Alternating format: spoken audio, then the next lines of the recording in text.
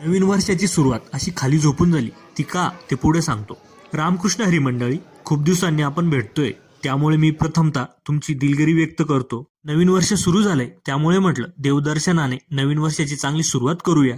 म्हणूनच आम्ही श्री गजानन महाराज यांच्या दर्शनासाठी शेगावला निघालो. आपल्या चाळीसगावरून रात्रीची अमरावती एक्सप्रेसने शेगावला रात्री 12 वाजता पोहोचलो. या नवीन वर्षाची शेगावला एवढी गर्दी होती की भयानक. तिथे रूमच अवेलेबल नव्हते. मग काय, तसंच बाहेर पडलो. जमिनीवर झोपून आमची नवीन वर्षाची सुरुवात झाली. पण देवाच्या दारी काहीच वाटलं नाही.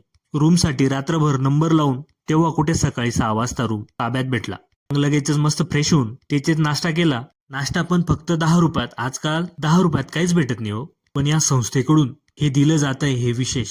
मग लगेचच श्री गजानन महाराजांचं दर्शन घेण्यासाठी निघालो. दर्शनासाठी एवढी गर्दी होती ना की भयानक. 2 तास उभं राहून महाराजांचं दर्शन घेतलं. नंतर मंदिराच्या परिसरात सर्वांनी एकत्र फोटो काढले आणि महाप्रसादाचा आनंद घेण्यासाठी पुन्हा 1 तास रांगेत उभे राहून महाप्रसादाचा लाभ घेतला. केल्यानंतर कसं फळ मिळतं तशीच फिलिंग जेवण केल्यानंतर आज वाटत होती. कारण सलग 3 तास लाईनीमध्ये उभं राहून जेवण केलं होतं.